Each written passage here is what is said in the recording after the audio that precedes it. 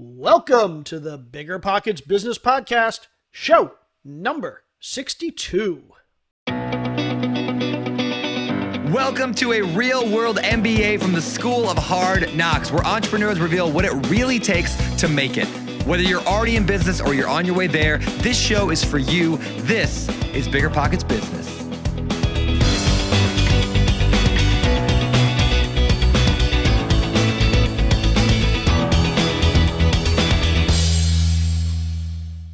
How's it going, everybody? I am Jay Scott. I am your co-host for the BiggerPockets Business Podcast, and I am here with the amazing, lovely, and talented Mrs. Carol Scott, my co-host. How you doing, Carol? Bit of deja vu going on. So listeners, get this. You may remember we moved to Florida exactly 1 year ago. 1 year and 4 days ago, to be exact. And over the past week and a half, guess what's transpired? Oh, yeah, we're moving again. Yeah, it took a whole year to move houses. We're staying in Florida.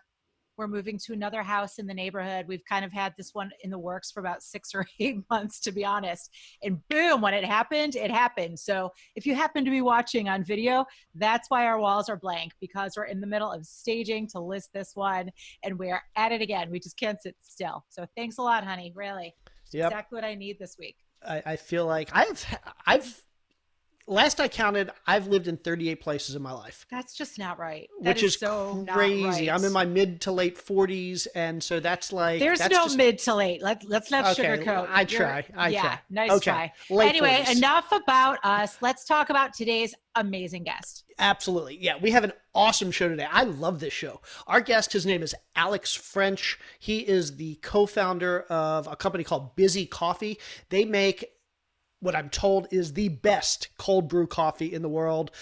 They sell it on Amazon. They're the leading cold brew coffee seller on Amazon. This is just an absolutely amazing interview. Alex, just tip after tip after tip. He starts by telling us how we can use Google search trends to find great product ideas. So if you're out there looking for a great product idea, listen to Alex's tips on how you can use Google to validate your product idea, to basically do your market research to see if there's interest in the idea that you're considering. Next, he talks about testing your ideas. And as we've talked about a bunch of times on this show, how to test your ideas very inexpensively and very quickly before going all in. And he tells us how he was able to do that with a food product, which is really difficult with a food product, but it's really cool the things he did to test his idea really quickly, really inexpensively. He then jumps into telling us how he got his product reviewed by some big influencers in the community and what he did to get his product in the hands of influencers, how he tailored the product for the specific influencers, and how he was able to use those influencers to really build the brand and gain market share. Finally, he goes on and tells us exactly what we need to sell on Amazon, the different ways to sell on Amazon, and how you can really get your product to stand out as an Amazon product. And all throughout this show, Alex is just really real about the mistakes he's made in his business, the ups and the downs. I mean, his coffee is huge these days, but it wasn't always a simple path. So he talks about his failures. He talks about how he had a product idea where they raised over $1 million and the product failed. So listen for that awesome failure story, because there's always a ton to learn from failure. Just great episode, tip after tip after tip. You're absolutely going to love it. If you want to find out more about Alex, more about Busy Coffee, more about anything we talk about in the show, check out our show notes at biggerpockets.com/bizshow62.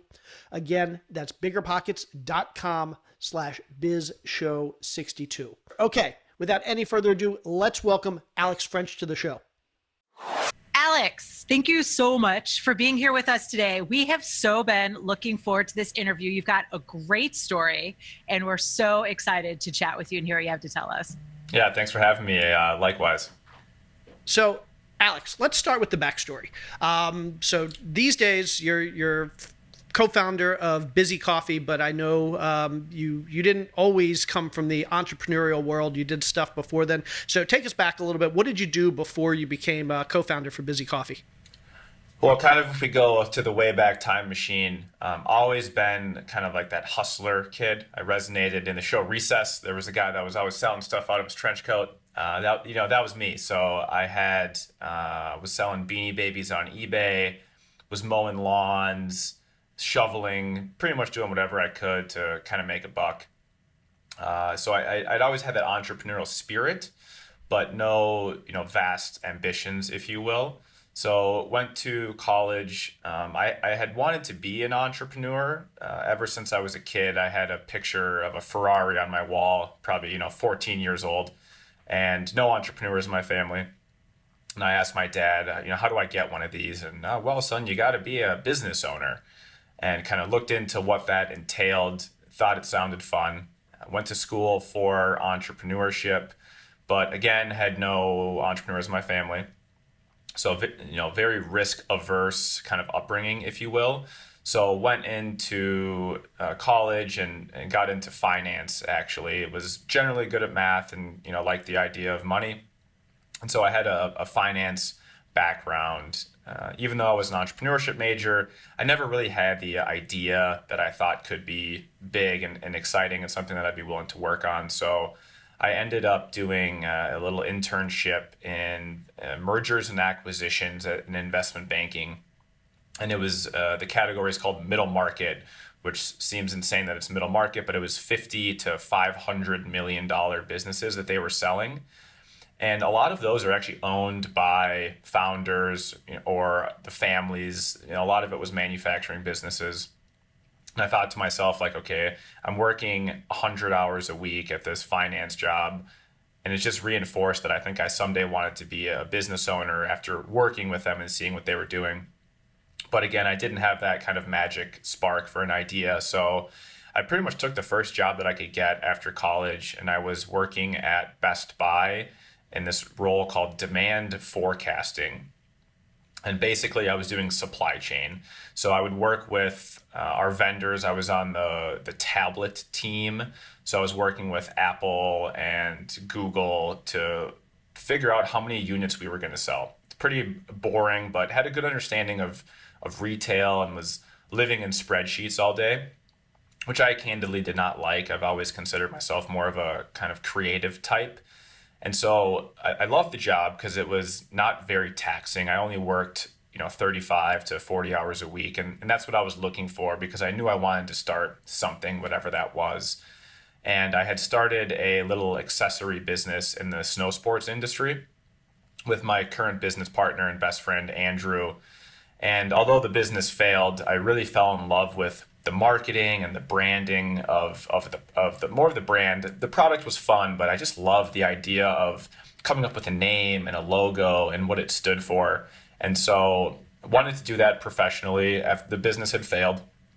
And so, was kind of sick of being in the spreadsheets. So I was just job hunting, and I found a role at General Mills as a marketing analyst. And this was the only job you could have in marketing without an MBA.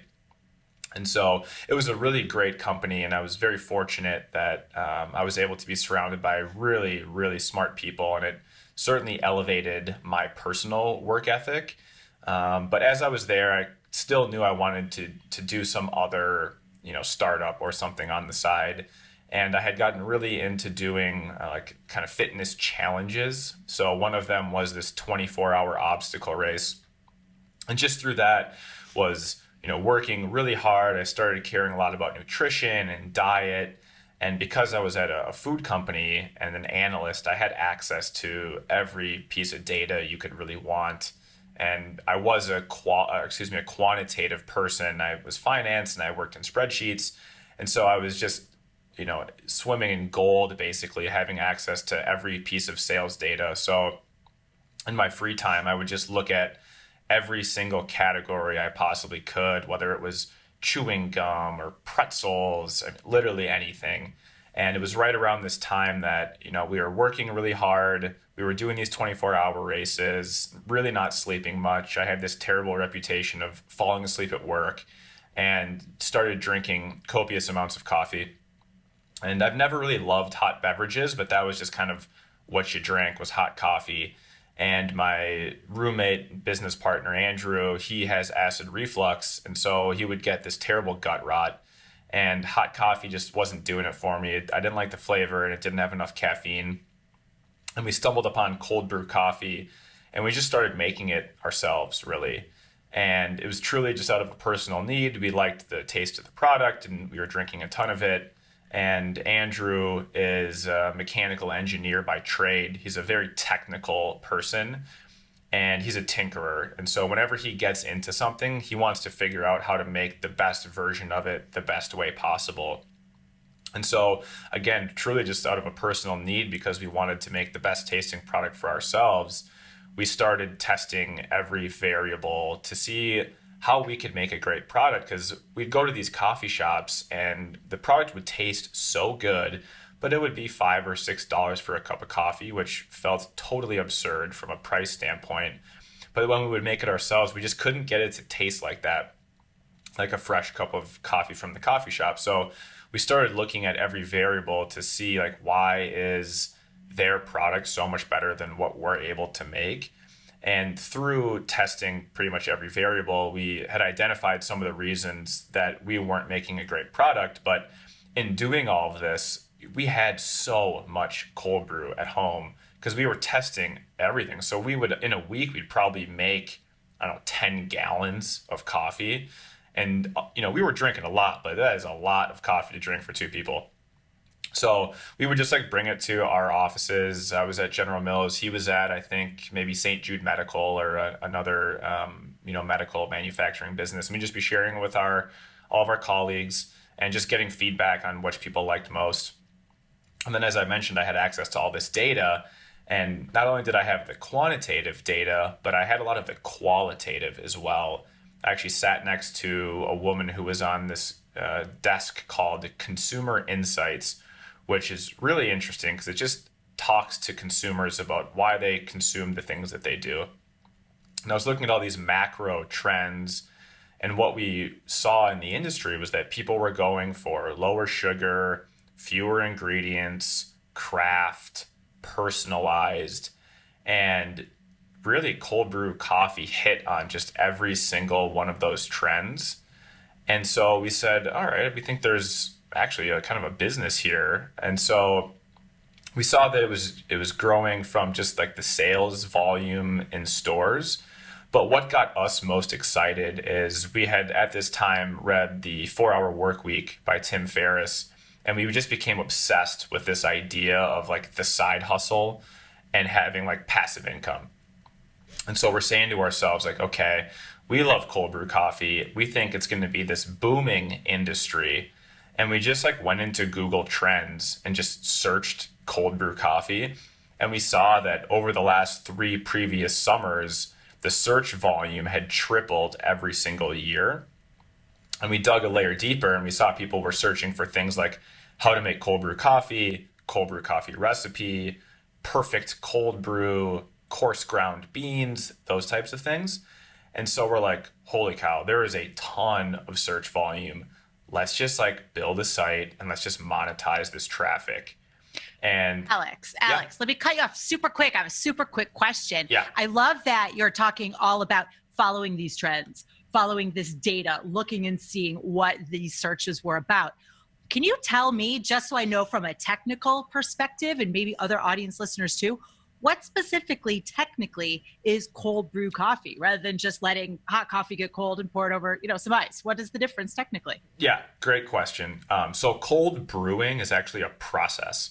So very similar to espresso, but it's the exact opposite. So with espresso, you essentially use powdered coffee and you run steam through it very quickly. Cold brew is the opposite. So you take warm water, maybe room temperature, and you brew it in with coarse ground coffee, and for up to 24 hours, we 18 hours. So it's actually a process where you essentially replace temperature with time, and it creates a coffee product that's higher in caffeine and lower in acid. Okay, Very that makes cool. sense. And I guess the lower in acid, okay, so that explains, because my question was going to be, you had mentioned that your partner had Acid reflux. acid reflux, thank you. Yep. And so I know that's a problem that I have. I love coffee. So are you saying that cold brew coffee is actually a reasonable alternative for those of us that have acid reflux instead of regular coffee? Yeah, in fact, the reason that cold brew was originally developed was yeah, I think it was in the 50s, and because people had acid reflux, they couldn't drink it. And so that is the original reason why the product exists, is because when you use a room temperature water, it doesn't extract the tannic acids. And so it actually has a lower, or excuse, higher pH. I'm not the scientist, but there's less acid in the beverage, so it's much easier on the stomach. So, like Andrew and myself, you can drink a gallon a day, and you're not going to have that gut rot that you get from that hot drip coffee. I think I'm now going to be your biggest customer. Love it. A gallon a day coming right up. I can see it. Well, that's awesome. Okay, so I'm sorry to interrupt, but yeah, I was wondering also like the difference between cold brew and regular coffee. And so, yeah, please continue your story. Yeah, so we were looking for passive income, and we were trying to monetize this traffic. And so the original thesis was, let's just like take search traffic, let's build a website I think the website was coldbrewcoffeerecipe.com, using our keyword research. And then we were just going to drive people for affiliate revenue to like Amazon or other platforms. Now, I'm from Minnesota, and this was in 2013 or 14. At the time, we could not generate affiliate revenue in this state from Amazon. So I'm in Minnesota, and Target and Best Buy are both headquartered here. And I don't know this as a fact, but my gut is telling me that the reason that we are one of the only states that didn't have affiliate revenue was because Target and Best Buy lobbied against it, because they hate Amazon, as we could all imagine. So that was our original plan. We did not do that research. We just assumed we could do it. When the time came to start generating revenue, we couldn't. And so we basically had to put that whole passive income on hold and said, okay, well, we can't just leverage the search traffic to make a quick buck, but we still believe that this category is going to be a huge and a long-term trend, because it's replacing sodas and energy drinks, and the next generation of consumers, they're just going straight to cold coffee. So we said, okay, we can't do the easy route, which sounded lovely. Let's go start making the product and try and sell it. And at that point, we kind of took the next step to say, okay, how do we even make a product? How do we sell a product? And fortunately, because I was at General Mills, I was able to, frankly, go and talk to all of my colleagues and say, hey, what do you think about this? How do I get a product into a store? How do I make a sell sheet? How do I talk to a contract manufacturer? And I was fortunate to be able to leverage all of those, the network that I had, to start building out that case study to kind of take us to launching a product. That's awesome. And okay, so I want to get to the product, and I want to get to the Busy Coffee story. But before we go there, I'm really interested in, or excited. What's the word I'm looking for? Wow, I'm having a tough time with words today. Enthusiastically curious. Thank you, Carol. My pleasure. About the process that you took. So a lot of people would expect, hey, we're talking to Alex French. He's the co-founder of Busy Coffee. They sell cold brew coffee. I assume he got started because he loved cold brew coffee and he wanted to sell cold brew coffee. That's not the case. You got started because you were monitoring Google traffic. You were monitoring Google trends, and you saw that this thing that you happen to have an interest in was really popular. And you didn't start out thinking, I'm going to create a cold brew coffee product and sell the product. You were looking to just do affiliate marketing. And for those who aren't familiar, affiliate marketing is basically where you intercept traffic through search engines and you pass them off to a product or to a seller, and you capture some small amount of revenue every time you introduce a searcher to a product, right? Yep, that's exactly right. Okay. And so you weren't excited about creating a coffee product. You were excited because you found this trend that had been untapped, and you were looking for a way to tap it, which is kind of different than a lot of people. You weren't pursuing necessarily your passion. You were pursuing the opportunity because you saw the opportunity. So can you talk to us a little bit about, for those of us that want to go out and use Google Trends and use search traffic results to kind of figure out what's popular these days, what's trending these days? Like, what is the methodology there that our audience listeners can use for that?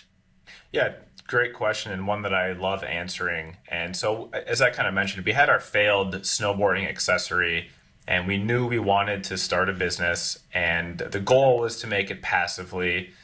So we knew that based on some of the books we read, that the easiest way is to leverage search to capture organic traffic to then, as you mentioned, monetize it by giving it to a seller. And so what we had done is we did kind of an internal kind of soul search to say, just like, what are the things that we love in life? Many things. So we're like, okay, we like drinking beer, we like coffee, we chew gum, we wear shoes, we like exercising. And so we just built this massive list of things that we just really enjoyed. And then we just plugged them into the keyword planner tool on Google. And you can just set up a fake like Google AdWords account and basically plug in any type of keyword you want. And then from there, it tells you how much search traffic is in that word. And then that helps you kind of prioritize what the biggest opportunities are. But unfortunately, it's only kind of half of the prize, because typically if something has massive search volume, it's probably very competitive. And so we would look at, okay, it was kind of a 2x2 matrix of which words or businesses or opportunities have the most search volume, and then which ones are the least competitive. And so you start with your search volume, and then we also wanted to make sure that it was something that was growing and not shrinking or flat. And so we kind of had a couple of dimensions to it.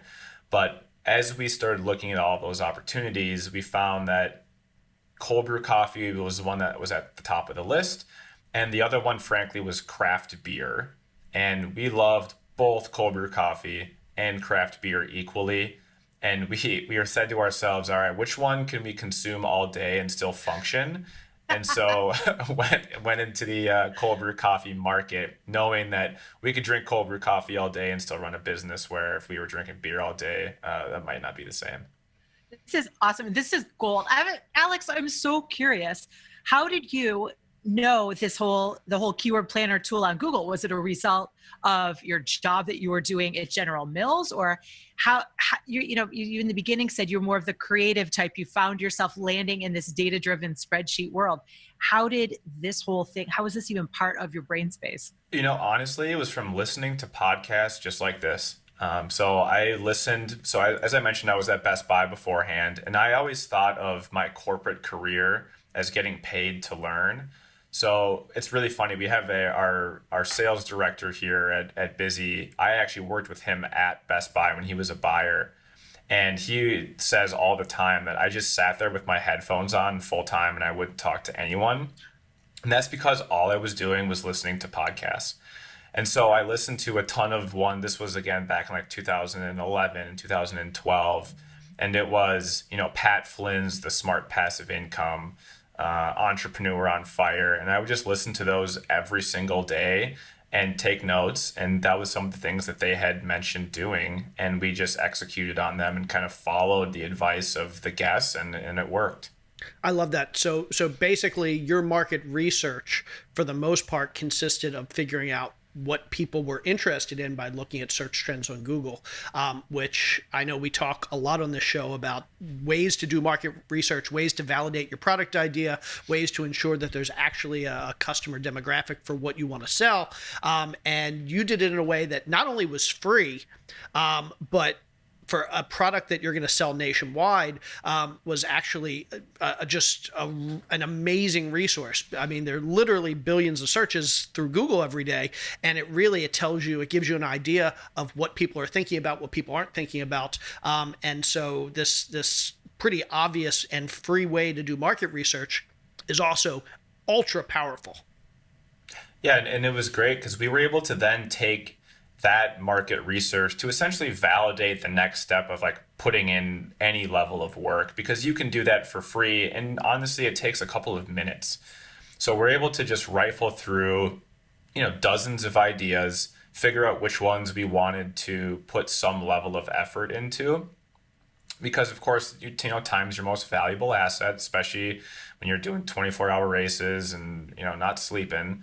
And so that gave us the go ahead to say, all right, now let's test it the next way. And I had always, I've tested a million ideas and they've all failed. And so I've always with all my failures, said to myself, well, people vote with their dollars. And so the next step that we took was, let's see if people are willing to pay for this product. And so we were as cheap as you possibly could. We went to our local beer store. We got, I think, a dozen bottles that were like amber bottles. They probably cost $2-3 a piece, which at scale you couldn't run a business like that. But we wanted to keep our startup costs as low as possible. We went to a friend to design a label, and then took pictures with our cameras, launched an Indiegogo campaign, and sent some product that we had made literally in our kitchen, in our apartment. Technically not okay from the food safety perspective, but we didn't want to pay the licenses. And so we sent it to influencers. They posted about it, and we generated a couple $1,000s. And that gave us enough confidence to then actually invest real money to launch the business as like kind of a real enterprise. That's awesome. Sorry, go ahead, Carol. Go ahead, Jay. Seriously. No, I was just going to say, we often talk on the show about validating an idea with as little money as possible, because obviously once you throw a lot of money in, you're kind of stuck with the idea whether it works or not. And so I love the fact that you were able to do that. And I also just want to go back to the fact that I love the idea. We often talk about the fact that you should be doing something you love, but you shouldn't be doing something just because you love it. It also has to be a great business idea. And you kind of found that perfect mechanism for where's the overlap between something you love and what's the great idea. You took all the things you loved and you kind of plugged them into that Google machine, and you said, okay, of all these things that I love, which one's the best business idea? And so then at the end of the day, you walk away with both pieces of that puzzle, something that you're passionate about, that you can enjoy going into the office and doing every day for the next 20 years if you have to, but also something that's going to make you money. So I just great material there. Yeah, and it was a big deal because, as I mentioned, we were working our corporate jobs and we were training for this crazy race. And so we really didn't have a lot of time. And so to have the confidence that we think this is going to work because complete strangers are willing to pay for it. And then, I remember being in a commercial kitchen brewing coffee at 2 a.m. when I had to be at my desk at 8.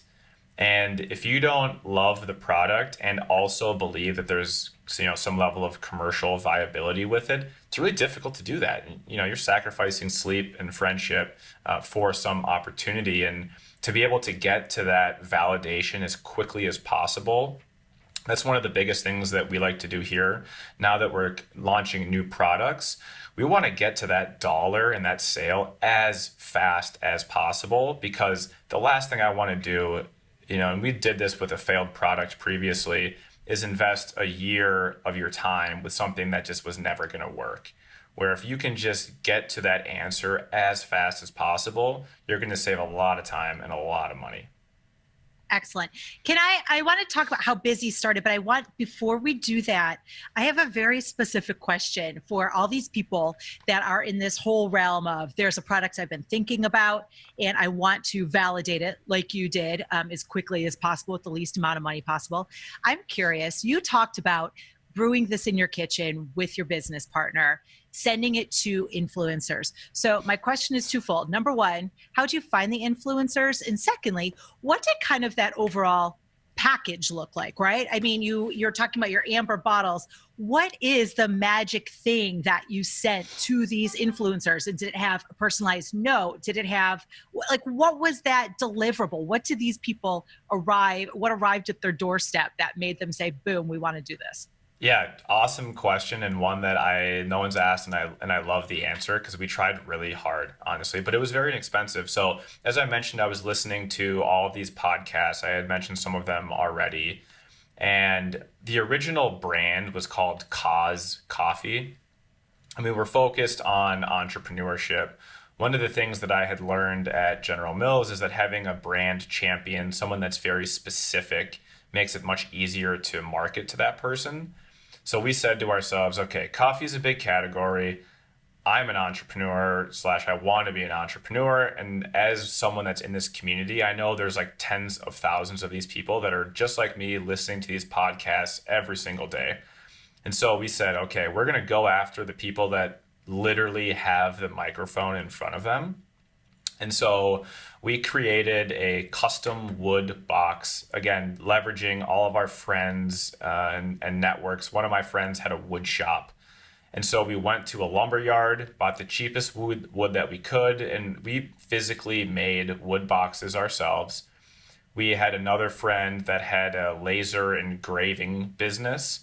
And so we got the logos of each one of the influencers. So again, Entrepreneur on Fire, Pat Flynn, perfect examples. We downloaded their logos. We engraved them into the wood box. We went and bought custom pint glasses. They were like $5 a unit, but it was a low total dollar because we only sent, I think, maybe 15 kits. And then we had one bottle of coffee, a custom note, and a custom box that was specific with their logo on it, and then shipped it to them. We said, hey, we're super fans. Here is my favorite episode. I listened to it. I've been a listener forever. I got this thing going, and we are focused exactly on your community, and like, you helped me get here. So I just want to send you this gift of gratitude. And if you could share it with your audience, that would be awesome. We're doing an Indiegogo to see if this thing is going to work. I got this idea from listening to your podcast on how to test things really quickly and cheaply. And I think this would be awesome for your listeners to know that, like, I listened and I took action, and here's what can happen. And I think like all of them posted.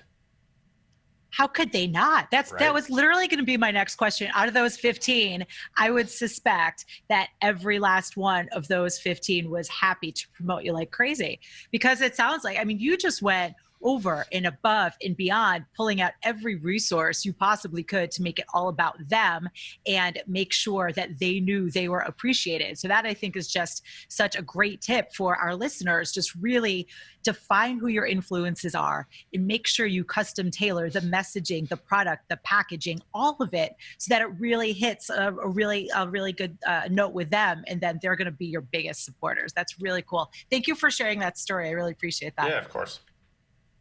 Okay, so let's get into the busy story now. Okay, you've decided that the affiliate marketing is not going to work, but I don't know if we're still thinking you're looking for a 4-hour work week type idea, but you decided, okay, we're going to consider actually creating the product ourselves. Take us from there. What was the evolution of the brand and the product from there?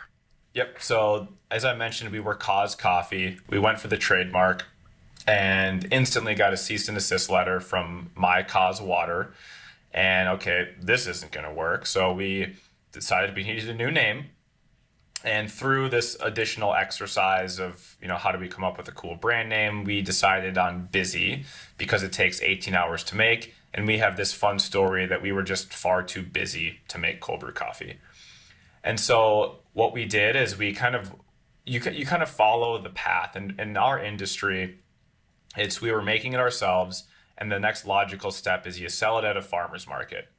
And so you call up the farmer's market and you say, hey, I make a product and I want to sell it to your people. And they're like, okay, great. Show me your food safety license. And you're like, what? What the hell is a food safety license? So then you Google food safety license, and you figure out that you got to make that in a commercial kitchen. You cannot make it in your apartment kitchen. That does not cut it. So then you Google commercial kitchen. And you get in that commercial kitchen and you bring in your food inspector, and they give you your food safety license. Then you go to the next phase and you start selling your product. And then everyone's like, oh, this is so awesome. You got to sell it into local grocery store XYZ. And you go walk into your local grocery store XYZ and they say, okay, this is awesome. Do you have insurance? Let me see your certificate of insurance. Like, what the hell? What do I need insurance for? And then you go Google food insurance, and then you just follow that path until you have a finished product and it's in a store.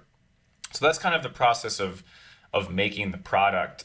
The journey that we went on was a very interesting one, because you had mentioned the goal originally was passive income, and I was doing marketing I was actually working on the Cheerios brand, and it was a very fantastic career there, but I was just so entrepreneurial that being in the biggest brand at the company, I was not a good fit. I ruffled some feathers. And so it was time for me to move on to a new team. We'll just put it lightly. And so there was actually this new team, this kind of skunkworks team called 301 Inc. and it was a venture capital division within General Mills. And I was fortunate enough to get the job there. And I realized that these really large CPG, consumer packaged goods businesses like General Mills or Kraft Heinz, as an example, they don't really launch new brands anymore. They just buy them. And in order to buy them, you typically have to raise oodles of money. And I was in that division that was investing oodles of money into food startups. And I realized that, okay, cold brew coffee and all of the research that I had done to create a passive income business was the exact same research that I needed to go attempt to raise millions of dollars for a large scale food beverage company. And so we had developed the product, we had the brand name, and then it was, I had ran out of money along with my business partner. As I mentioned, our goal was to invest as little money and generate as much revenue as possible, probably as everyone in the world. And through that process, launching a physical product specifically with a perishable good is very expensive. So over the next year, after kind of the local food market, we invested about $50,000 between the two of us. So a ton of money. But again, we had been validated by strangers buying the product. So we knew that it was a good one. So we had the confidence to do it. But at this point, we are out of money. I mean, we are flat broke. And we had both pretty good careers at this point. And we had attempted to raise money from local angels, think kind of Shark Tank folks within our local market. And I'm in Minnesota. We have some of the largest food companies in the world based here. And I couldn't raise a penny. And I even had a really good background working at General Mills in venture capital. And so we had pitched everyone and no one was willing to invest. And we somehow were like, okay, let's just look up this thing called an accelerator. I know tech companies do it. We'll see if there's something that we can do in the food space. And we had applied to, I think, 5 of them. And then one of them gave us an interview and we had somehow convinced them to accept us into the program. And this was in September of 2015. But the catch was that we had to quit our jobs and be in New York 7 days later. But they were going to be able to finance our first production run because, again, we had no money. We were either going to quit the business because we had none left, or we were going to go into this program. And we basically did some soul searching to see if we were going to, regret it more if we did it or didn't do it. And we ended up going to the program and moved to New York. And kind of the rest is another story. That's huge. Was that a hard decision? I mean, you had this amazing corporate career. No, it wasn't necessarily where your passion was at. Like you said, you saw that as training for your next part of your journey. But going down this road into the accelerator, you had to be just 100% all in. Was that a struggle for you and your partner to make that decision, or was it crystal clear? It was extremely difficult. For myself, I was a finance and entrepreneurship major, and I was working in finance with entrepreneurs in the food industry. It was a really, it was a dream job, candidly. And then my business partner had just gotten a new job and a really large promotion. I think he was in his desk for like 2 months. And he also loved his job as well. So it was a very difficult decision. And again, we just decided, what are we going to regret more? Not doing it or doing it and failing. And, we spent a lot of time and had a couple beers and decided that, we had to do it. So for those of our listeners who aren't familiar with how incubators typically work, you're moving to New York. I presume they're putting in a certain fixed amount of money. In return, they're getting some amount of equity or rights to acquire equity through a convertible note at some point in the future. But at the same time, they now have say, maybe they have a board seat or an advisory seat. They now have some say into how you operate. So are you now accountable to the people at the incubator for making decisions into the future, or are you still fully autonomous at this point and you can kind of set your own future and make your own decisions? Yeah, so that was in September of 2015, and the structures vary by accelerator or incubator, but in this specific situation, They gave us, I think it was like $1 million valuation or something like that. But it, not an entrepreneur. I was like blown away. I was like, all right, we got to do it. This is an insane valuation. All I have is this like Indiegogo where I think we made like $5,000 or something. And so the structure was such that they got shares of common stock, but there was no voting rights. There was no anything other than they had what's called an opportunity to invest at pro rata. So if we were to do additional fundraising down the road, they could maintain their ownership up to that same level. The other thing that they do get is what's called information rights. And so they can ask me for any information regarding our financials, and I legally have to provide that to them. But we are fully autonomous, or at that time were, because that investment was relatively small. Got it. Okay. So what was the plan? So you're going to create the product, million ways to distribute a product. I mean, you can literally go into your local grocery stores and sell it there. You can sell it through Amazon. You can try and sell it into other retailers and have retailers, coffee shops use your brand. What was your plan for distribution and actually making money for the product? Yeah, the plan was, because I was at Best Buy and then was in General Mills, I knew retail well. So big stores, I thought I knew everything. And so I was like, all right, we're going to finish this 13-week program. We're going to raise $1 bajillion, and then we're going to be in every grocery store, every Costco, every Sam's Club in the world, right? That was the plan. How'd that work out for you? It didn't work out at all. And so we did the only thing that we could think of to make sure that we didn't instantly fail, which was, there's a high failure rate out of those accelerator programs. We launched on Amazon because literally we just couldn't get into any stores. No one would accept us. And we were fortunate that we did, because that was in 2016 that we launched. And so we've been on Amazon for, over 4 years at this point. But the launch of getting into stores was far harder than I had ever expected, because when I was on the Cheerios team, I think they had, it was over a $100 million marketing budget, and they had, 100 salespeople. But every time we launched a product, it got into 20,000 stores. So I just kind of figured that's how it worked. Sure. And then when you go in with a $0 marketing budget and 0 salespeople, they look at you a little differently. Very humbling, but right, it forced you to be innovative and creative and figure something else out, right? So you went a different avenue, and it sounds like Amazon was that avenue. So kudos to you. Yeah, thank you.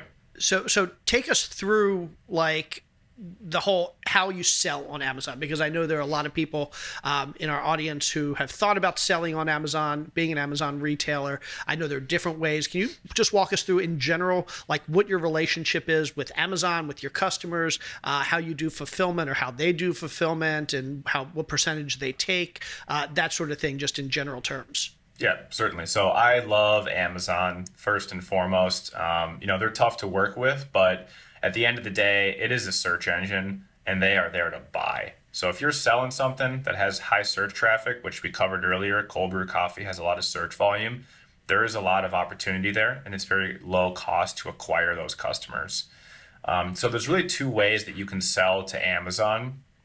There's what's called 1P or first party, where you sell your product at a wholesale cost to Amazon, and they own the inventory, and then they manage the price. You get limited data, and typically that's reserved for larger vendors, let's say a Cheerios, if you will. There's another option called 3P or third party, using a platform called Seller Central, and you own the inventory, and then you own the price. And depending on which category you're in and what your pricing is, the fee structure may change. So I'm in the grocery category, and if my product is less than $15, Amazon takes an 8% commission.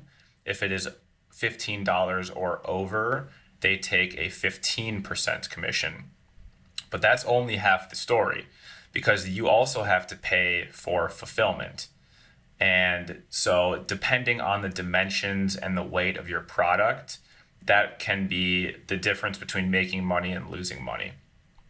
And so when we're thinking about products that we're launching on Amazon, we now kind of have a calculator we've built that shows what our margin will be based on the pack size, the weight, is it flexible packaging or is it, an odd shape, and then what that price is, so that we know before we even launch a product how much money we're going to make per unit. So, and then I assume there's that, other than like first you produce the product, but then the other cost is actually getting the product to the Amazon warehouses. Mm-hmm. So you have to pay to produce the product, then you have to pay to ship the product, or maybe your whoever you're producing through is doing this, but then you have to pay to get the product to the Amazon warehouse. Then you have to pay for the fulfillment from Amazon to the customer, and then you pay them a commission, 8 or 15% of the total retail value. So you're kind of getting chipped away everywhere in this model. Yeah, that's exactly right. But the nice thing about it is you can calculate all of those. And when you go through Seller Central, you have a fantastic amount of data that you can collect. I'm obviously a data-driven individual, but you can look at, everything from how many units you're selling to where they're getting shipped to. You can download all these reports and get some really interesting insights. Now they even let you know who's buying the product. So they look at age and if they're married, what their income levels are, which can then help you in your marketing efforts.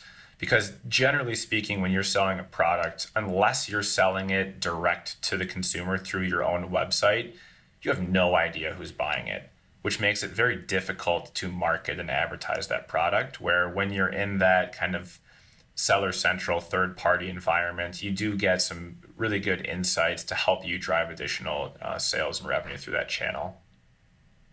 Excellent. So can you take a little bit of a step back? So originally we talked about how you were hoping, you were very optimistic that it would be in Sam's Club, in Costco, and everything, just boom, right off the bat. That didn't work.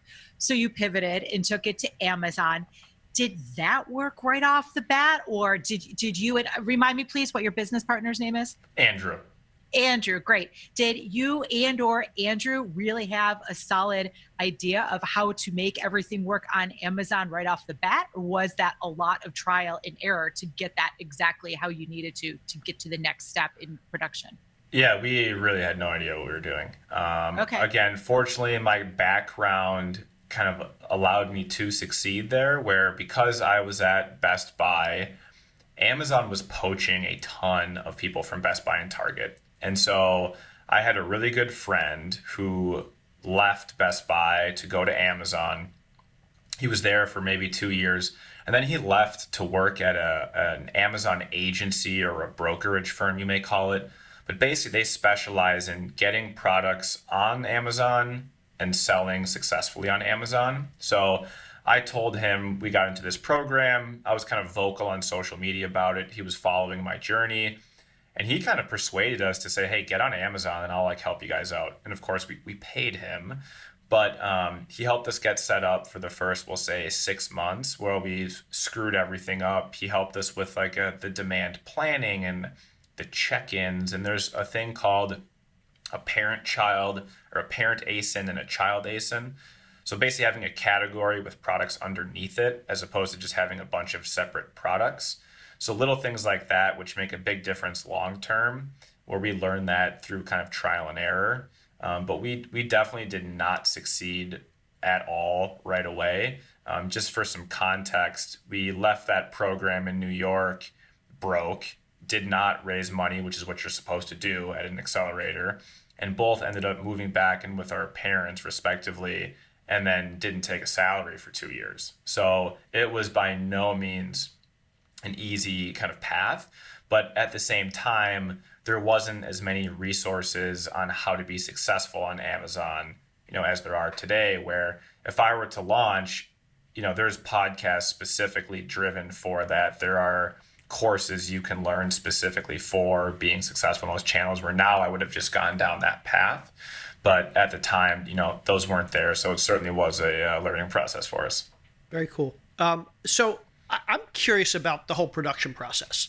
So at some point you actually had to create a product, and you can be the best at Amazon, you can be the best at SEO, you can be the best at Google marketing, you can have the best website, but if you don't have a great product, you're not going to get repeat business. So clearly your product is great. Talk to us about how you actually developed the product, how you got it produced, or maybe how you're still getting it produced. I don't know if that production has changed, what your supply chain looks like at a high level.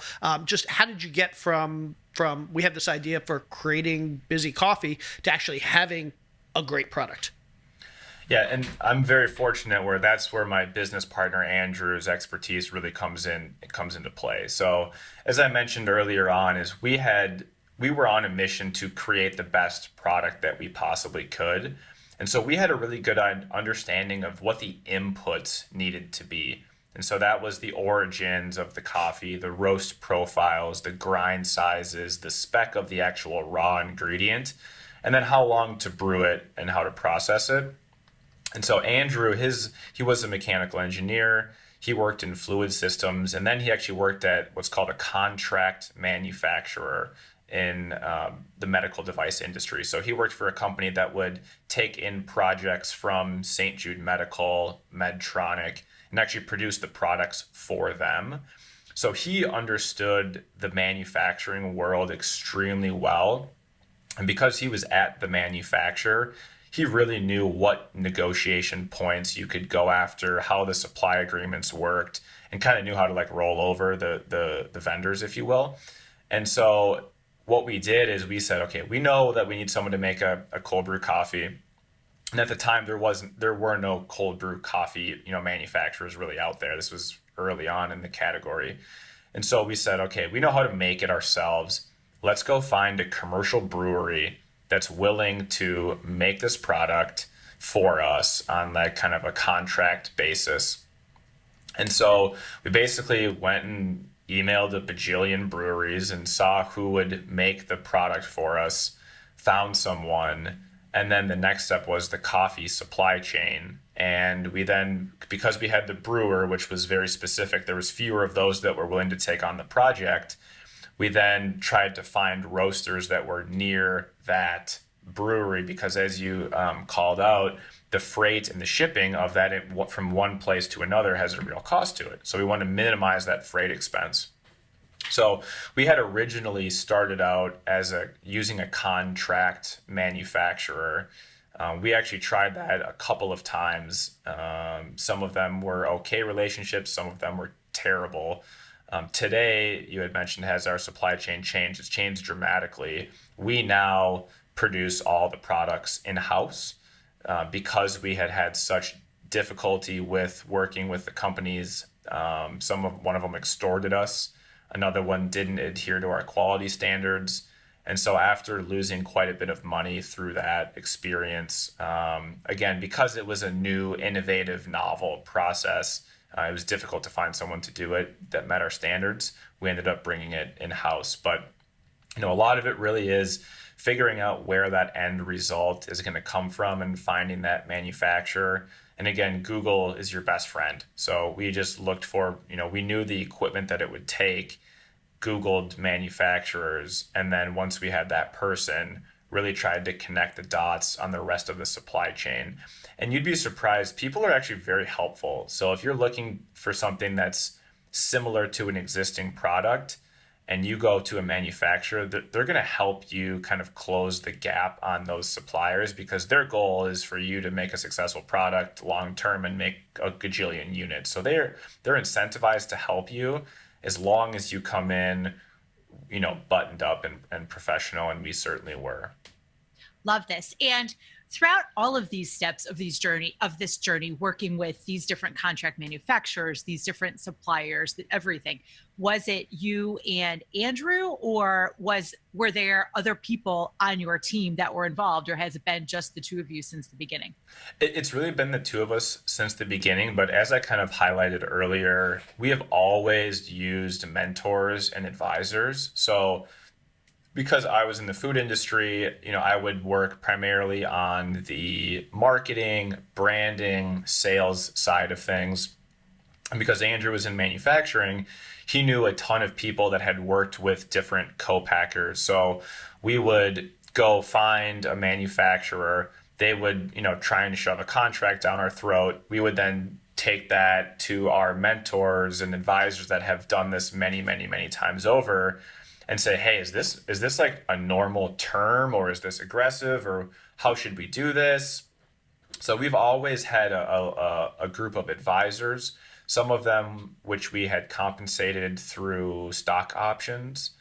Because we had gone down that accelerator route, they really push you into like raising a ton of money, giving equity to advisors and employees.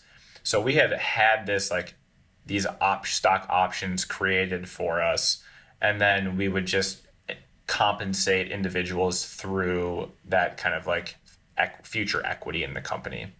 That's great. And it sounds like they're more than happy to help. Go ahead, Jay. Yeah, I was just going to say, so it sounds like right now in terms of full-time employees, is it just you and your partner, or a small team, or? We're a little bit larger now. We have 21 employees. Okay. And it's about split half on the manufacturing side and half kind of front office.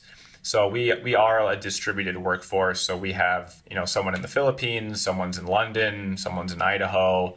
Then we have a group here in Minnesota that does some of the, half front of house, half back of house. And then we have the actual manufacturing team here as well. That's great. Very cool. Go ahead, Jay. Nope, please, Ken. I was going to say, so how have you grown over the past several years? I'm so curious. What are your numbers looking like? What's your volume looking like?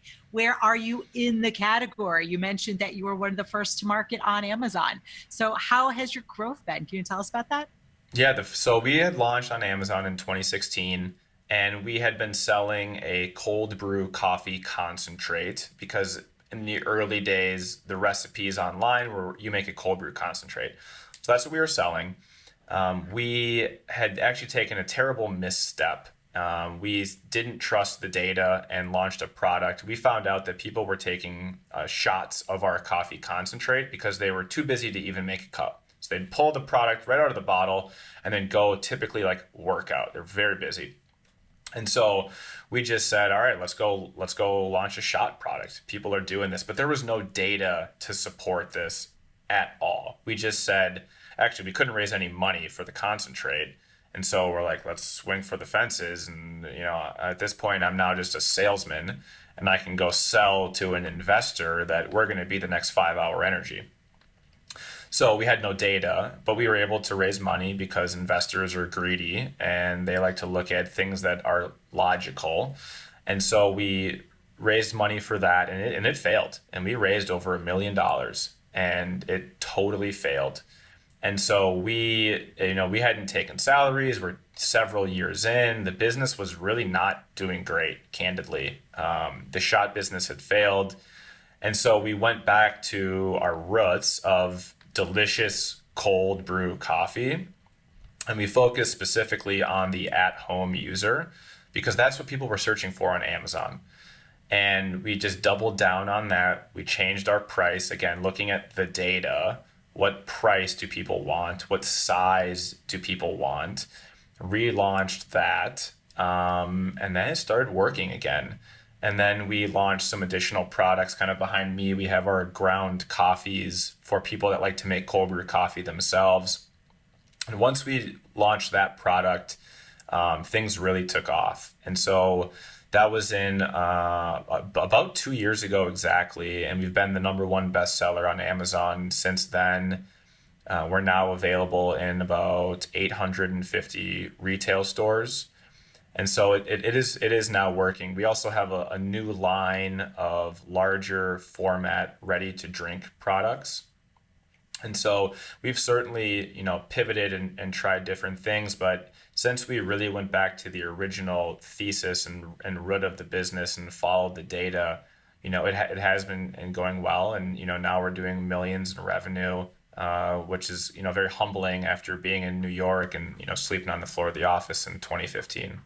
I love this. Love this. So would you say that your success on Amazon is what propelled you into these retailers this time around? So very differently from when you very first started and just went in with an idea and a product and they're like, yeah, no, not so much. Has your Amazon success in your product development and everything that you've done in the meantime? Is that what changed this whole situation for you?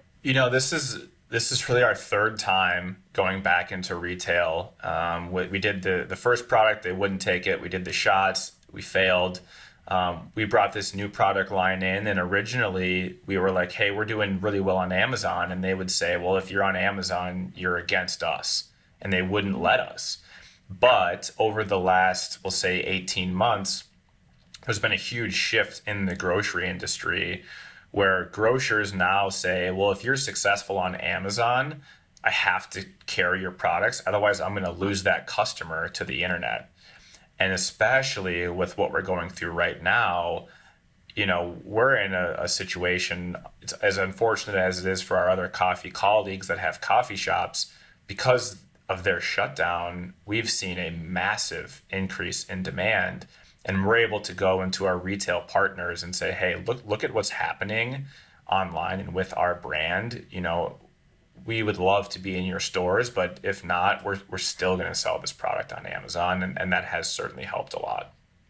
There are so many great lessons here, but I just want to highlight a couple because you called them out, but I think they're worth highlighting. One, I talked to so many entrepreneurs and wannabe entrepreneurs who they understand that creating a business, creating a product, being an entrepreneur is a roller coaster. But they have this idea that the roller coaster goes up and down and up and down, and then you kind of hit your stride, and from there it's all up. Kind of like the whole hockey stick. Yeah, once things start selling, that just takes off. But the truth is that the roller coaster never stops. And you can be successful with a product, you can be successful with a business, but that doesn't mean that what you try and do next, what you try and do tomorrow, even the same thing that you're trying to do is going to keep working. So it's just a great reminder that roller coaster, if you want to be an entrepreneur, that roller coaster is never going to stop. And no matter how strong your product is, no matter how strong your business is, you're probably going to run into roadblocks and you're probably going to get knocked down along the way. The other thing is that to kind of circumvent that, or not circumvent that, but kind of overcome that roller coaster, the realization that you just had to go back to the data. You had to go back to what was working. And too many of us, and I know I'm guilty of this as well, we get a little cocky. And we do something and something works. We do something else and something works. And suddenly we think anything we touch is going to turn to gold. And we fail to recognize that the reason things worked is because we did them the right way. And when you start to get cocky, you stop doing things the right way. You stop paying attention to the data. You stop following the process. And so I love the fact that you said it yourself several times, that you just had to go back to the data. You had to go back to what was working. And as soon as you did that, things kind of hit their stride again. So it's just a great reminder. Thank you for that. Yeah, and it's just to reiterate that point. I mean, when I had talked so much about testing small and early and getting to profit or revenue as quickly as possible. And when we had that shot product, we were successful at raising $1 million and hadn't validated a single dollar of that product line. And we spent a year developing it and prepping for the launch. And then we put it out into the market and no one wanted it because there was nothing to support that there was a need for that product line. There was no data. We were just thinking, no, investors believe in it, so it must be true. That's not the case. So just going back to, if you can test quickly, as fast as possible and as cheap as possible and getting to that first dollar, then you're onto something. That's an excellent actionable tip that can be used by each and every one of us. So thanks for the reminder. So what is next for Busy Coffee? What's in your future? What's coming down the pipeline? Yeah, we have some new products launching. So we've, because of this, so many failures, we have a very clear path now. And so we love to sell dry coffee on the internet. And our mission is to create the best cold brew coffee in the world. And so we're going to be launching products for that at-home, do-it-yourself consumer. One thing called the Busy Nation, which we're super excited about, and building up this awesome consumer group of people that just love making cold brew coffee at home. And then we're going to be able to test products with that consumer group. Again, just going back to listening to the people, getting data. So we're going to be testing all these products from our core consumers, of people that are just like me, that just love cold brew coffee. And then we're going to take those products, brew them, package them, and put those into retail stores. So we have some new products that are launching actually in July. Right now, our portfolio is a light roast, a medium roast, and a dark roast. We're going to be launching an espresso as well as a breakfast blend, which we're very excited about. And then we have a couple of new packaging formats for our coffee online as well. I just absolutely love everything about this. And you mentioned it a few minutes ago, even though with even though we're all going through what we're going through right now, for companies like yours, like Busy Coffee, this is your time to shine, right? You've always had all of that data and always being focused on the at-home do-it-yourself consumer. And if now is not the time to really leverage those opportunities, I don't know what would be. So it just sounds like you've got a really, really exciting path ahead. So have fun with whatever is coming in addition to all your new product lines. It's very cool. Good time for you. Yeah, it is. Thank you. And if you can't tell, Carol drinks about 30 cups of coffee a day. Oh, that's great. Kind of obsessive. We'll get you some more for you. Awesome. Never going to complain about that. Awesome. Okay.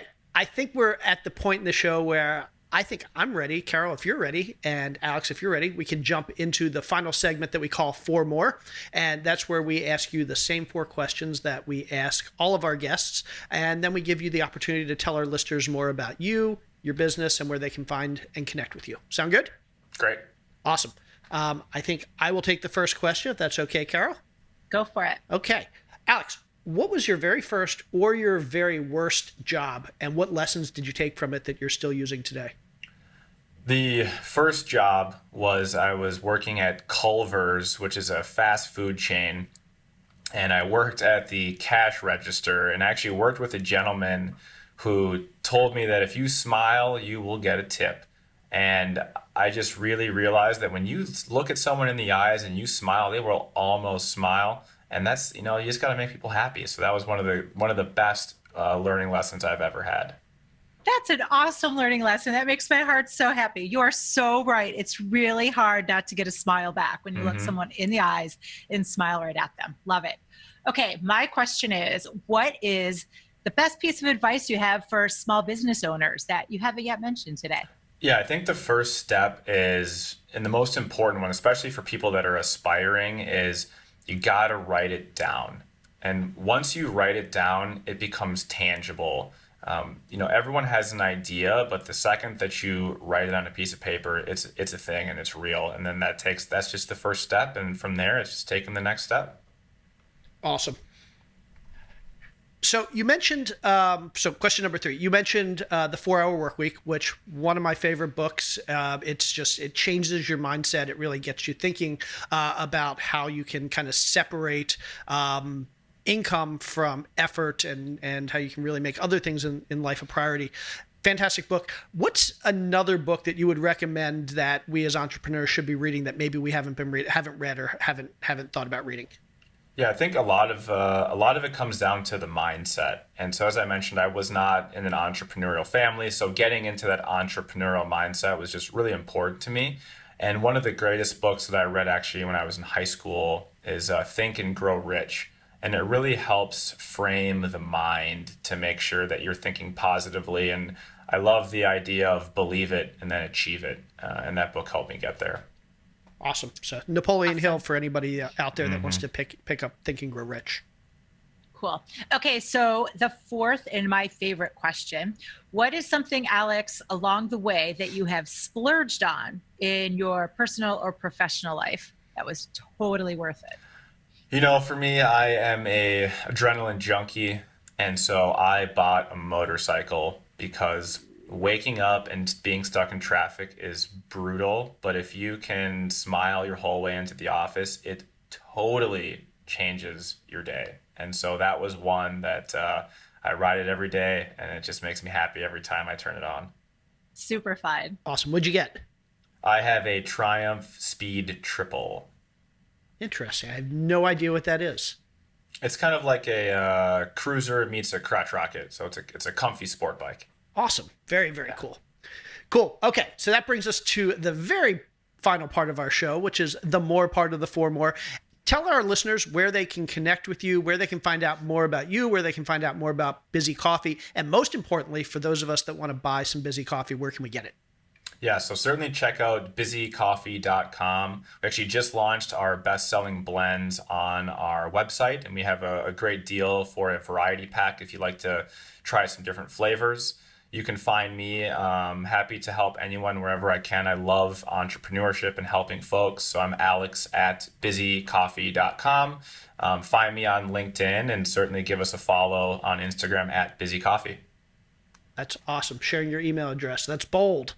Love it. It is big time. No, thank you, Alex. This has been absolutely fantastic. I mean, literally just an hour's worth of tip after tip after tip. I think no matter where our listeners are in their stage of entrepreneurship, they're going to get a ton out of this.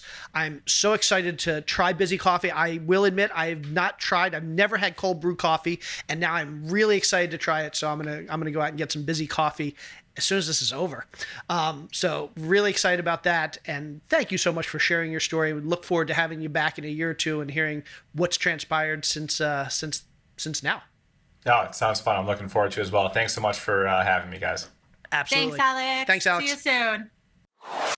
Oh my goodness. Seriously, Jay, how awesome is Alex? It was just tip after tip after tip. He just dropped so much great information. And listeners, truly, you've got to realize after something like this, if you've got a product idea, he just laid out a really solid plan on how you can just do the research and launch to really make that happen. No excuses. It was just awesome. He just laid it right out and gave so much great information. Yep. And my favorite part was just how he kept going back to the idea of data.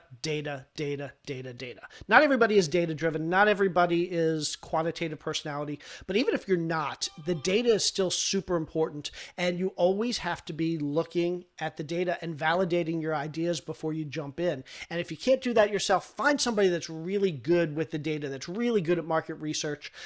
Because, I mean, Alex talked about the fact that he has had ups and downs. He's had failures in his business. And every time he had a major failure, it's because he wasn't paying attention to the data. So just a good reinforcement that data is so important for any entrepreneur out there. Creativity is important, but at the end of the day, you got to know your data. Anyway, this was an awesome episode. Everybody, thank you so much for tuning in. We really appreciate you. I hope you're having a wonderful beginning to your summer and staying happy and healthy. She's Carol. I'm Jay.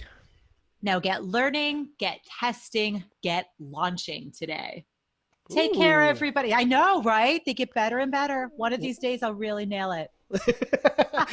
Everybody, thank you so much. Thank you all so much for tuning in. See you next week. Bye.